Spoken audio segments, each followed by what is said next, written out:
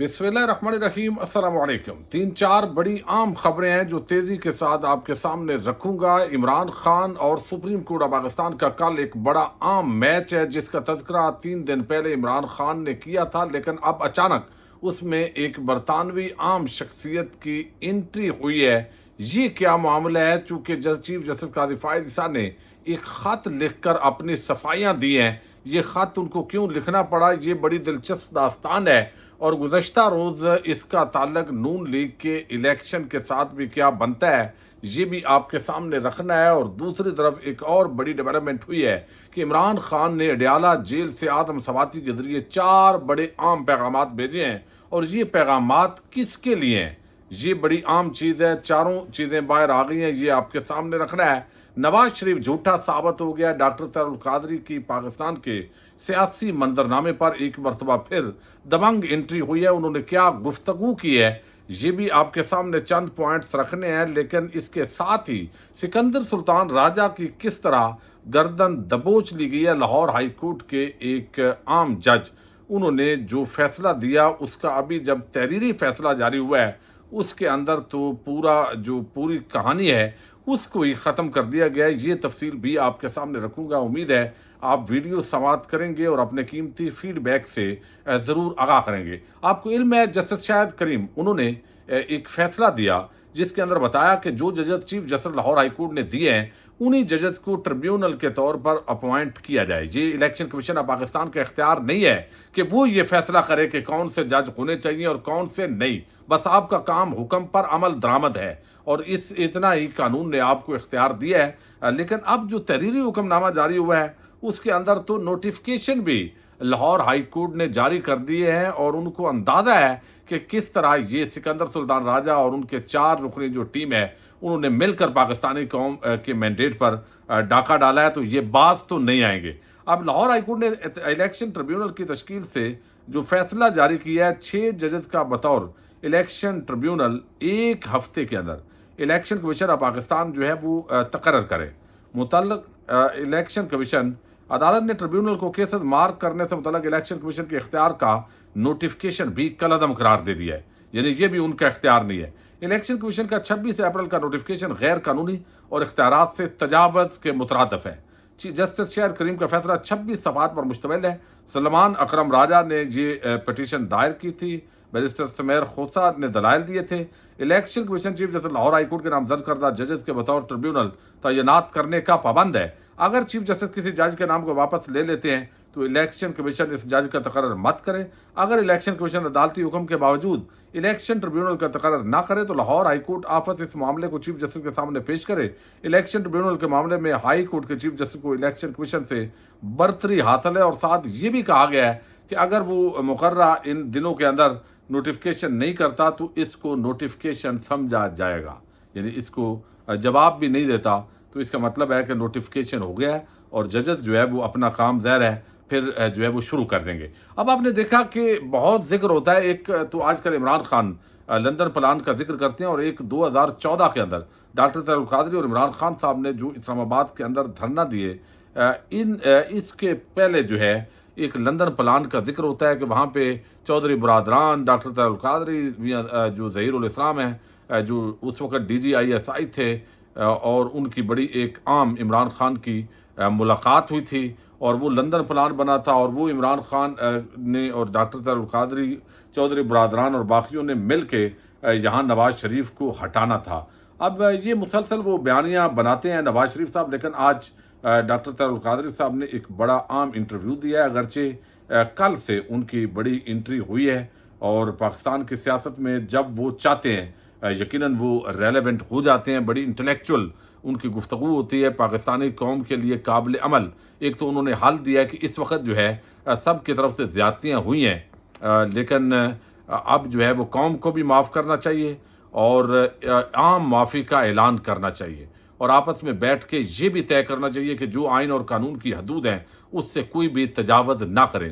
یہ انہوں نے جنرل ایک ظاہر ہے ایک جو ہے وہ حل پیش کیا ہے، لیکن زیادتیاں جس طرح تحریک انصاف عمران خان کے خلاف ہوئی ہیں، یہ یقینی طور پر اس کو عمران خان یا تحریک انصاف کی زیادتیوں کا جو پلڑا ہے وہ برابر تو نہیں قرار دیا جا سکتا۔ بہرحال جو ایک حالت درمیان کے اندر درمیانی شخصیت ہوتی ہے اس کا یہی رول ہوتا ہے کہ وہ پھر بھی جو ہے دانش مندی کی اسی انداز کے اندر گفتگو کرتا ہے اور یہی سجیسٹ کر سکتا ہے۔ اب یہاں پہ انہوں نے کہا کہ یہ لندن پلان کے اندر ایک تو جو ذکر نواز شریف کرتے ہیں یا تو ان کو وہم کی بیماری ہے یا پھر ان کو غلط معلومات پہنچائی گئی ہے، چونکہ اس وقت میں نے لندن آنا تھا کینیڈا سے، چودھری برادران کی میرے ساتھ ملاقات ہوئی، جنرل ہم نے ایک ایجنڈے پہ اتفاق کیا، پھر عمران خان انہی دنوں آئے ہوئے تھے، مجھے پیغام ملا اور ہماری ایک ملاقات ہوئی، اس کے اندر کوئی دھرنے کا اور اس طرح کا ذکر نہیں تھا، لیکن واپسی پاکستان کے اندر ہونی تھی اور کچھ چیزیں ہم نے مشترکہ جیسے جد و جہد ہوتی ہے سیاسی جماعتوں کی اس انداز کے اندر کرنی تھی،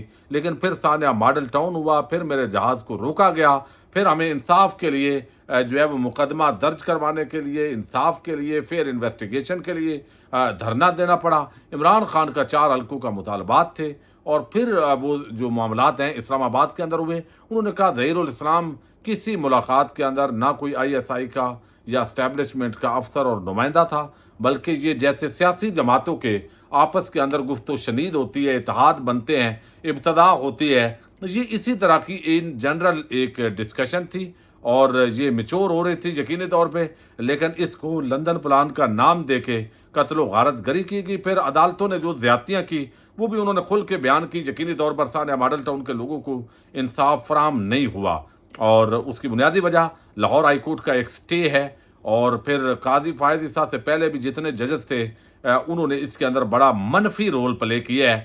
اوورال 2014 سے آج 2024 تک یہ 10 سال کے اندر پاکستان کے نظام انصاف کا بہت بڑا یہ جنازہ نکلا ہے، تو انہوں نے نواز شریف جو ہے ان کو جھوٹا قرار دیا اس پورے معاملے کے اندر۔ اب بڑی دلچسپ صورتحال ہو گئی ہے، چند ہفتے پہلے آپ کو علم ہے عاصمہ جہانگیر کانفرنس ہوئی لاہور کے اندر، وہاں پر جو برطانوی ہائی کمشنر ہیں، چونکہ آپ دیکھیے آپ پاکستانی قوم سے جھوٹ بول سکتے ہیں لیکن جو یہاں پہ مختلف سفارتکار بیٹھے ہوتے ہیں ان کے سفارت خانے بڑا ڈیپلی انالیسس کر رہے ہوتے ہیں اور ان سے کوئی چیز چھپی نہیں ہوتی۔ وہاں پہ انہوں نے گفتگو کی، جین جو میرٹ ہیں انہوں نے گفتگو کی، یہ ہائی کمشنر ہیں برطانیہ کی، انہوں نے کہا قانونی عمل کو استعمال کر کے سیاسی رہنماؤں کو الیکشن میں حصہ لینے سے روکا گیا، انتخابی نشان لیا گیا، انٹرنیٹ سوشل میڈیا پر پابندیاں لگائی گئی، نتائج آنے میں کافی تاخیر ہوئی، کاؤنٹنگ میں بے ضابطگیاں نظر آئیں۔ برطانوی ہائی کمشنر نے یہ تقریر کی تھی۔ اب قاضی فائز عیسیٰ صاحب نے آج اس کا جواب دیا ہے اور انہوں نے کہا ہے اب دیکھیں جب سفارتکاروں کو بھی ہماری سپریم کورٹ کے قاضی صاحب صفائیاں دینے لگ جائیں گے تو آپ اندازہ کر لیں کہ کس لیول پہ یہ ساری چیز، اور قاضی صاحب نے جو باتیں کی ہیں اس کے اندر بہت سارے ایسی باتیں ہیں جن کو ہم جھوٹ قرار دے سکتے ہیں، لیکن چونکہ وہ قاضی القضات کے منصب پر فائد ہیں تو ہم نہیں چاہتے کہ ان کی گستاخی ہو، چونکہ پورے پاکستان کی قوم کی توہین کی گئی ہے فارم 47 کے ذریعے، لیکن ان کی کیونکہ عوام کی کوئی عزت نہیں ہے تو ان کی کہیں جو ہے وہ توہین نہ ہو جائے، اس لیے تھوڑا سا ہمیں احتیاط کرنی پڑتی ہے۔ اب یہاں پہ سپریم کورٹ نے تحریک انصاف کے بلے کا نشان چھیننے پر یہ اب انہوں نے جسٹیفیکیشن دی ہے، چونکہ انہوں نے لازمی ہوتا ہے قانون کے مطابق کہ آپ الیکشن کروائیں، تو الیکشن صحیح وہ نہیں کروائے گئے تھے تو اس وجہ سے ہم نے بلے کا نشان چھینا۔ نہیں بھائی، تحریک انصاف نے اس سے پہلے 2 مرتبہ الیکشن کروائے، دونوں مرتبہ الیکشن کمیشن آف پاکستان نے جان بوجھ کر ان کو قبول نہیں کیا، چونکہ آگے واردات یہ ڈالی جانی تھی۔ تو یہ آپ مت کہیں کہ الیکشن، پھر آپ نے جو وہاں پہ کمنٹ دیے قاضی صاحب، اس پہ بھی یقیناً قاضی صاحب سے بڑا اختلاف ہے، ان کے فیصلے سے اختلاف ہے، اور وہ یہ کہ انہوں نے کہا جی مقابلے کے اندر کوئی امیدوار نہیں آیا، یہ وہ ابھی نواز شریف کا کل صدارتی الیکشن ہوا ہے، یک طرفہ کارروائی ہوئی ہے ساری، لیکن دیکھتے ہیں اب قاضی صاحب اتنے گفتگو کرتے ہیں یا نہیں کرتے۔ تو اب سپریم کورٹ صفائیوں پہ آ گئی ہے غیر ملکی سفارتکاروں کو۔ اب انہوں نے آج ایک تو بات کی، انہوں نے خط لکھا ہے، رجسٹرار سپریم کورٹ کے ذریعے قاضی صاحب کے حکم سے یہ خط لکھا گیا ہے، اپنی وضاحت دی گئی ہے، اور خط رجسٹرار سپریم کورٹ نے یہ لکھا ہے اور یہ بتایا گیا ہے کہ برطانوی ہائی کمشنر نے عاصمہ جہانگیر کانفرنس میں جمہوریت اور کھلے معاشرے کی بات کی۔ سپریم کورٹ پاکستان نے غلطیوں کا ازالہ کیا ہے، ضرورت اس امر کی ہے کہ برطانیہ میں غلطیوں کا ازالہ کرے۔ خط میں 1953 میں ایرانی حکومت کا تختہ الٹنے اور معاہدہ فی الفور اعلامیہ کے ذریعے اسرائیلی ریاست کے قیام کا تذکرہ بھی کیا گیا ہے، یعنی یہ بھی تانا دیا گیا ہے۔ سپریم کورٹ رجسٹرار نے خط پاکستان میں برطانیہ کے ہائی کمشنر جین میرٹ کے نام بھجوایا ہے۔ عاصمہ جہانگیر کانفرنس میں آپ کی پرجوش تقریر میں جمہوریت کی اہمیت، انتخابات اور کھلے معاشرے کی اہمیت کو اجاگر کیا گیا۔ برطانوی حکومت کی طرف سے دکھائی جانے والی دلچسپی خوش آئند ہے۔ پاکستان میں قومی اور صوبائی اسمبلیوں کی مدت پوری ہونے کے 90 دن کے اندر انتخابات کرانا ضروری تھا۔ انتخابات اس لیے بر وقت نہیں ہو سکے کیونکہ صدر اور الیکشن کمیشن متفق نہیں تھے کہ انتخابات کی تاریخ کا اعلان کرنے کا اختیار کس کا ہے۔ نہیں، یہ بھی میں سمجھتا ہوں یہ بات درست نہیں ہے۔ یہ آئین بڑا واضح تھا، قانون بھی واضح تھا۔ الیکشن کمیشن نے جو ڈنڈی ماری، جان بوجھ کے ماری، اور آپ نے ان کو کچھ نہیں کہا، یعنی ہماری عدالتوں نے۔ اور اب اس کو گول برابر کر کے اختلاف ہے، ایسے تو کوئی بھی اٹھ کے کہے گا جی مجھے اختلاف ہے، تو وہ کہے گا یعنی تو پھر کیا کریں گے؟ سپریم کورٹ نے یہ معاملہ 12 دنوں میں حل کر دیا۔ نہیں، آپ سے پہلے سپریم کورٹ کے باقاعدہ بینچ بنا جنہوں نے خیبر پختونخوا اور پنجاب کے اندر 90 دن میں انتخابات کروانے کا حکم دیا، لیکن اس پہ عمل درآمد نہیں ہوا اور کسی ایک کو بھی آپ نے سزا نہیں سنائی، جو کہ آئین کو جو ہے وہ توڑنے کی یہ سزا بنتی تھی۔ تو یہ بھی میرا خیال ہے خلاف واقعہ ہے۔ اور 8 فروری 2024 کو پورے پاکستان میں عام انتخابات ہوئے۔ پاکستان میں الیکشن لڑنے کے خواہش مند بہت سے لوگوں کو تاحیات پابندی کا سامنا کرنا پڑتا تھا۔ اب وہ بڑا دکھ اور درد ہے کیونکہ سپریم کورٹ کی طرف سے انہیں ایماندار اور قابل اعتماد، صادق اور امین نہیں سمجھا جاتا تھا۔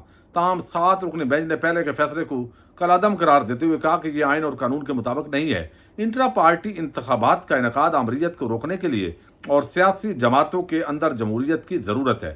اس جمہوری اصول کی تعمیل کو یقینی بنانے کے لیے قانون میں یہ شرط رکھی گئی ہے کہ اگر کوئی سیاسی جماعت انٹرا پارٹی انتخابات نہ کرواتی تو وہ انتخابی نشان کے اہل نہیں ہے۔ ایک سیاسی جماعت جس نے خود اس قانون میں ووٹ دیا تھا نے لازمی انٹرا پارٹی انتخابات نہیں کروائے تھے۔ نہیں، یہ بھی غلط ہے۔ قاضی صاحب 2 مرتبہ انتخابات ہوئے۔ الیکشن کمیشن نے چونکہ طے کیا ہوا تھا کہ ہم نے ان انتخابات کو درست نہیں ماننا اور کل کو ایک بڑی واردات ڈالنی ہے آبادی نظر میں، تو وہ اس کو جواز آپ نے فراہم کیا۔ خیر، اس پہ کوئی جسٹیفیکیشن ہے نہیں، یہ سارے سفارتکاروں کو بھی پتہ ہے، پاکستانی قوم کو بھی پتہ ہے۔ لیکن جو جس طرح کے نشانات دیے، پھر الیکشن ہوا، پھر کاغذات نامزدگی چھینے جاتے رہے، آپ چھٹیوں پہ چلے گئے۔ یہ بڑی لمبی داستانیں ہیں پاکستان کی جمہوری تاریخ کا ایک سیاہ باب، جس کے اندر آپ کا جو تذکرہ ہے وہ بڑا جو ہے وہ ذکر ہوگا۔ اس کے اندر تو کوئی دوسری رائے ہے ہی نہیں۔ اچھا، اب دوسری طرف جو ہے اڈیالہ جیل سے 4 پیغامات عمران خان صاحب نے بھیجے ہیں اور یہ آدم سواتی کے ذریعے یہ پیغامات بھیجے گئے ہیں۔ پی ٹی آئی کے جو رہنما ہیں انہوں نے کہا ہے کہ 4 گھنٹے طویل ملاقات ہوئی ہے۔ عمران خان نے کہا ہے کہ یہ میڈیا کے ذریعے عوام کو بتا دیں۔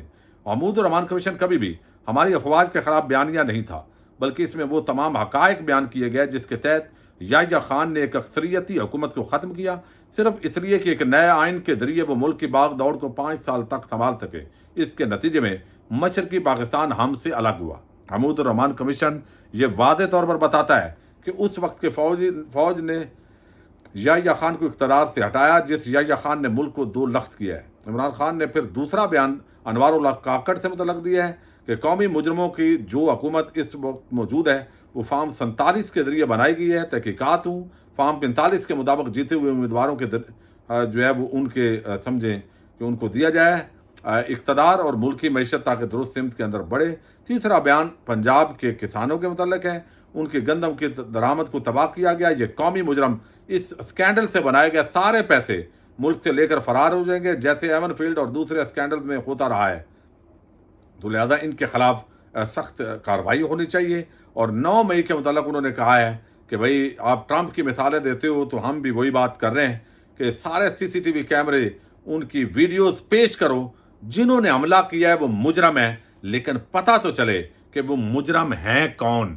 تو عمران خان تحریک انصاف کے کارکنوں کو مجرم نہیں سمجھتے، بلکہ وہ کسی اور کو مجرم سمجھتے ہیں، جن کے بارے میں ان کا خیال ہے کہ ان مجرموں کو، جو اصل مجرم ہیں، ان کو بچانے کے لیے CCTV فوٹیج اور جو ویڈیوز ہیں وہ غائب کی گئی ہیں۔ اور سب کو اندازہ ہے، تحریک انصاف والے یہ سمجھتے ہیں کہ اس وقت کچھ بندے ایسے داخل کیے گئے تھے جو مختلف گاڑیوں سے اتر رہے تھے، چہروں پہ نقاب تھے، جو گاڑیاں توڑ رہے تھے، آگ لگا رہے تھے، اور وہ ہمارے بندے نہیں تھے بلکہ کوئی اور بندے تھے۔ اور اس کی جو تائید ہے ویڈیوز جو ہے وہ سارا ریکارڈ غائب کرنے سے بھی ہوتا ہے۔ تو فری اینڈ فیئر کمیشن کی تشکیل کا بھی انہوں نے چوتھا پیغام دیا ہے۔ اجازت دیجیے گا۔ پاکستان زندہ باد، پاک فوج پائندہ باد۔